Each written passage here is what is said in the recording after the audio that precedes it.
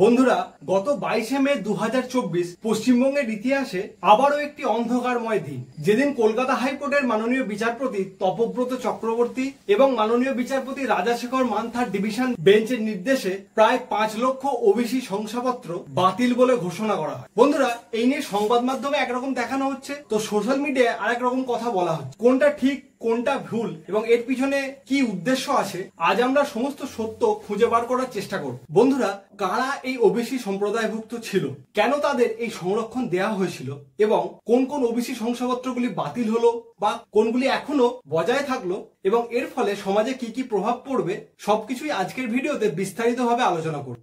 তো সবাই সঙ্গে থাকুন আর সম্পূর্ণ ভিডিওটা দেখুন। বন্ধুরা, এখানে আমি কোনো মন গড়া তথ্য আপনাদের দেব না বা আমার কোনো নিজস্ব মতামতও আপনাদের দেব না। আমি আপনাদের সামনে কলকাতা হাইকোর্টের সম্পূর্ণ রায়টা পর্যালোচনা করব এবং সেই সম্পর্কিত সমস্ত তথ্যগুলি আপনাদের সামনে রাখ, যাতে আপনারা দুপক্ষেরই সম্পূর্ণ যুক্তিগুলো দেখতে পারেন। তাহলে চলুন শুরু করা যাক। আমরা প্রথমে এই আদার ব্যাকওয়ার্ড ক্লাস বা ওবিসি সংরক্ষণ সম্পর্কে একটু জেনে নেব, যাতে আমাদের সম্পূর্ণ বিষয়টি বুঝতে সুবিধা হয়। বন্ধুরা, 1992 সালে সুপ্রিম কোর্টের একটি রায় অনুসারে এসসি ও এসটি কমিউনিটিকে বাদ দিয়ে আরো কিছু পিছিয়ে পড়া সম্প্রদায়কে আইডেন্টিফিকেশন, ডিক্লারেশন ও ক্লাসিফিকেশন করে সংরক্ষণ দেওয়ার কথা বলা হয় এবং সেজন্য একটি নির্দিষ্ট পদ্ধতি ও রূপরেখা অঙ্কন করে দেওয়া হয়। এর ভিত্তিতে অন্যান্য রাজ্যের মতো পশ্চিমবঙ্গেও 1993 সালে West Bengal for backward class act তৈরি হয়। এই অ্যাক্টের সেকশন 3 অনুসারে West Bengal commission for backward class তৈরি করা হয়। এই কমিশনের উপর দায়িত্ব দেওয়া হয় পশ্চিমবঙ্গের অনগ্রসর সম্প্রদায়ভুক্ত শ্রেণীদের খুঁজে বের করা এবং সেই অনুসারে স্টেটকে সুপারিশ করার জন্য। সেই সঙ্গে এই অ্যাক্টে এটিও বলা হয় কমিশন স্বতঃপ্রণোদিতভাবে কাজ করবে। অর্থাৎ বন্ধুরা, ওবিসি অ্যাক্ট অনুসারে এই কমিশন সবকিছু পর্যালোচনা করে ওবিসি সম্প্রদায়কে চিহ্নিত করবে ও রাজ্য সরকারকে তা জানাবে এবং এই ব্যাকওয়ার্ড কমিশন সম্পূর্ণরূপে নিজের সিদ্ধান্ত অনুযায়ী কাজ করতে পারবে। এই অ্যাক্টে রাজ্য সরকারকে নির্দেশ দেওয়া হয় প্রতি 10 বছর পর পর তারা এই ওবিসি লিস্টকে রিভাইজ করবে বা মডিফাই করবে এবং এই কাজটি তারা করবে West Bengal commission for backward ক্লাসের সঙ্গে আলোচনা করে। তো এই আইনের উপর ভিত্তি করে 1994 সাল থেকে 2009 সাল পর্যন্ত অর্থাৎ মোট 15 বছরে এই ব্যাকওয়ার্ড ক্লাস কমিশনের সুপারিশ অনুযায়ী 66টি ওবিসি সম্প্রদায়কে চিহ্নিত করা হয়, যার মধ্যে 54 বা 54টি ছিল হিন্দু সম্প্রদায়ভুক্ত এবং 12টি ছিল মুসলিম সম্প্রদায়ভুক্ত। পরবর্তীতে 2010 সালে অর্থাৎ বাম আমলের শেষের দিকে তৎকালীন পশ্চিমবঙ্গের মুখ্যমন্ত্রী মুসলিম সম্প্রদায়ের জন্য সরকারি চাকরিতে 10% রিজার্ভেশনের কথাটি ঘোষণা করে, যেটি নিয়ে কোনো প্রকার বিরোধিতা দেখা যায়।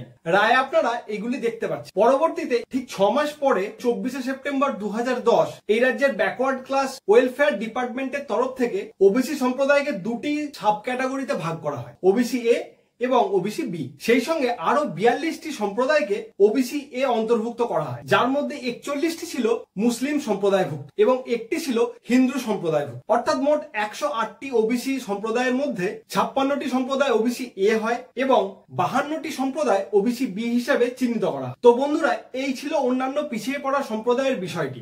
এতদূর অব্দি সব ঠিকঠাকই চলছিল। সমস্যাটির সূত্রপাত হয় 2011 সালে, যখন 2011 সালের 18ই জানুয়ারি অমলচন্দ্র দাস জনৈক এক ব্যক্তি একটি জনস্বার্থ মামলা দায়ের করেন, যেখানে তিনি রিট পিটিশনের মাধ্যমে সরকার নির্ধারিত এই 42টি ওবিসি সম্প্রদায়কে অন্তর্ভুক্তিকরণের সিদ্ধান্তকে চ্যালেঞ্জ করেন। আমরা রায়ের কপি থেকে এই রিট পিটিশনটি পড়তে পারি এবং সেই সঙ্গে আরো কতগুলি রিট পিটিশন জমা পড়ে, যেখানে এই ব্যাকওয়ার্ড ক্লাস ওয়েলফেয়ার ডিপার্টমেন্টকে এই 42টি সম্প্রদায়ের ওবিসি অন্তর্ভুক্তকরণের জন্য উপযুক্ত যুক্তি, শর্ত ও পদ্ধতির কথা জানতে চাওয়া হয়। সেই সঙ্গে আরো একটি আরটিআই এর মাধ্যমে রাজ্য সরকারের কাছে জানতে চাওয়া হয় তারা ওবিসিদের যে দুটি সাব ক্যাটাগরিতে ভাগ করেছে সেটি কোন যুক্তি মেনে হয়েছে এবং ব্যাকওয়ার্ড ক্লাস কমিশনের সঙ্গে উপযুক্ত শর্ত মেনে আলোচনা করে হয়েছে কিনা। এই প্রসঙ্গে ব্যাকওয়ার্ড ক্লাস ওয়েলফেয়ার কমিশন জানায় যে সময় কম থাকার কারণে বিষয়টি তাদের সঙ্গে যথোপযুক্তভাবে আলোচনা করে করা হয়নি এবং পরবর্তীতে 11ই মে 2012 সালে পশ্চিমবঙ্গ সরকারের তরফ থেকে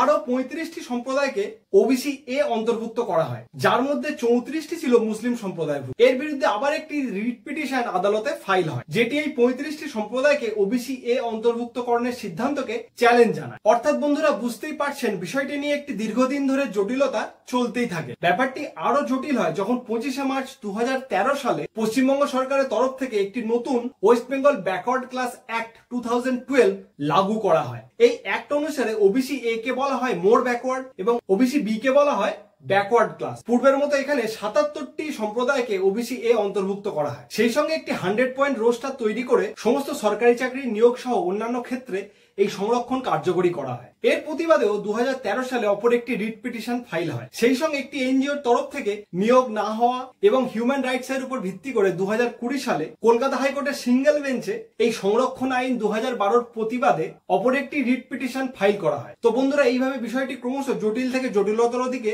চলে যায়, যেখানে রিট পিটিশন গুলোই মূলত দাবি করা হয় যে পরবর্তীতে যে সমস্ত সম্প্রদায়কে ওবিসি অন্তর্ভুক্ত করা হয় সেখানে ওবিসি ক্লাসিফিকেশনের ক্ষেত্রে প্রধানত মুসলিম ধর্মীয় বিষয়টিকে প্রাধান্যতা দেওয়া হয়েছে, যেটি সংবিধান বিরোধী। সেই সঙ্গে সংবিধানের সংরক্ষণ সম্পর্কিত 16 নম্বর ধারা তুলে ধরে বলা হয় কোন প্রকার ধর্মীয় বিভাজনের ভিত্তিতে উপযুক্ত কারণ ছাড়া সংরক্ষণ দেওয়া যাবে না। ব্যাকওয়ার্ডনেস বা পিছিয়ে পড়া বলতে কি বোঝানো হয় সেটিও এখানে বিস্তারিতভাবে ব্যাখ্যা করা হয়। পিটিশনারদের মতে যেখানে সংবিধানের সংরক্ষণ আইন 1993-তে আদার ব্যাকওয়ার্ড ক্লাস নির্ধারণের পদ্ধতি সম্পর্কে বিস্তারিতভাবে বলা আছে, সেখানে রাজ্য সরকারের সংরক্ষণ অ্যাক্ট 2012-এ সেই নিয়মগুলোর কিছুই মানা হয়নি। যেহেতু রাজ্য সরকারের তরফ থেকে পরবর্তীতে যে সমস্ত রিপোর্টগুলি সাবমিট করা হয় সেগুলি কিছুই সংরক্ষণ আইনকে অনুসরণ করছে না, তাই রাজ্য সরকারের তরফ থেকে এই 77টি ওবিসি এর সম্প্রদায়ের অন্তর্ভুক্তিকরণকে আনসাইন্টিফিক ও অযৌক্তিক বলে দাবি করা হয়। এখানে মূলত যে যুক্তিগুলি দেওয়া হয় সেগুলি হলো,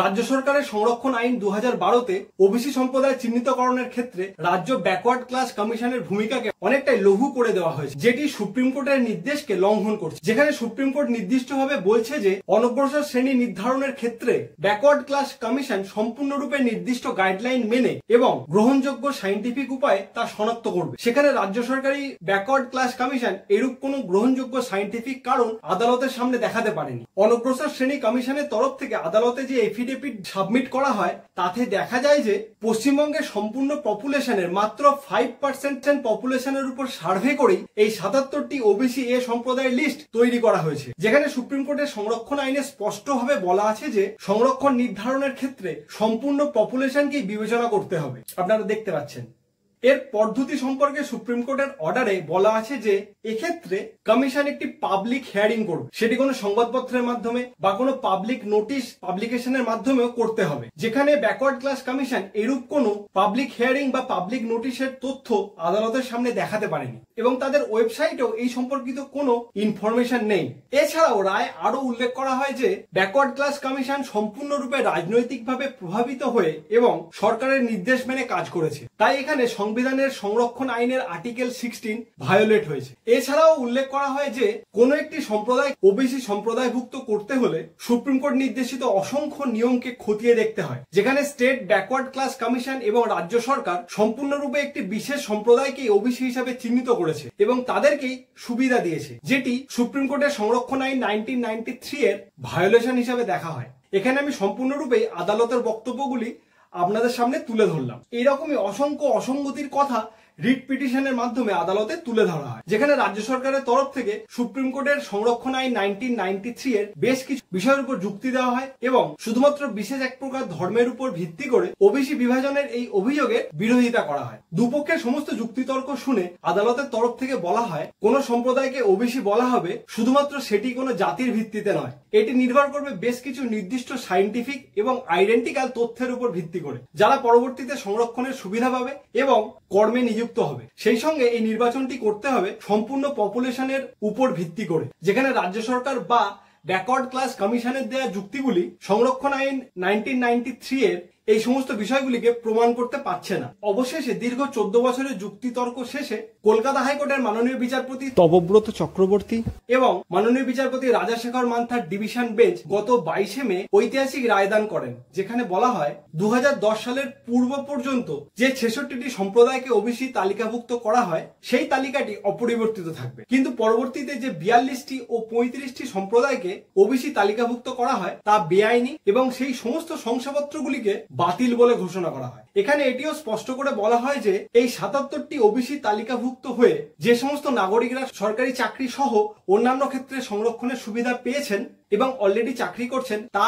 বহাল থাকবে। এদিন কোর্ট আরো নির্দেশ দিয়েছে ১৯৯৩ সালের সংরক্ষণ আইন মেনে এবং ব্যাকওয়ার্ড ক্লাস কমিশনের সঙ্গে আলোচনা করে রাজ্যের অনগ্রসর জাতি কল্যাণ দপ্তর ওবিসি তালিকায় কোন কোন সম্প্রদায়কে রাখা যায় সেই ব্যাপারে বিধানসভায় সুপারিশ পেশ করবে। বন্ধুরা, এই রায় একটা নতুন ভাবনার দিক খুলে দিল। যে সমস্ত সাধারণ নাগরিক এই সংরক্ষণের ফলে সরকারি চাকরি সহ অন্যান্য ক্ষেত্র থেকে বঞ্চিত হলো তার কি বিচার হবে। আমরা জানি কোন সরকারি নিয়োগের ক্ষেত্রে সমতা, সঠিক বিচার এবং মেরিটই শেষ কথা হওয়া উচিত। কি বলবেন বন্ধুরা? কিছু বলার থাকলে অবশ্যই আপনাদের মতামত কমেন্টে জানান। ভিডিওটি ভালো লাগলে অবশ্যই লাইক করবেন, সেই সঙ্গে সবার সঙ্গে শেয়ার করবেন। চ্যানেলে নতুন এসে থাকলে সাবস্ক্রাইব করতে ভুলবেন না, কারণ আমি এরকমই সব দরকারি টপিকে ভিডিও বানাতেই থাকি। খুব তাড়াতাড়ি পরবর্তী আপডেট ভিডিও নিয়ে আমি হাজির হব।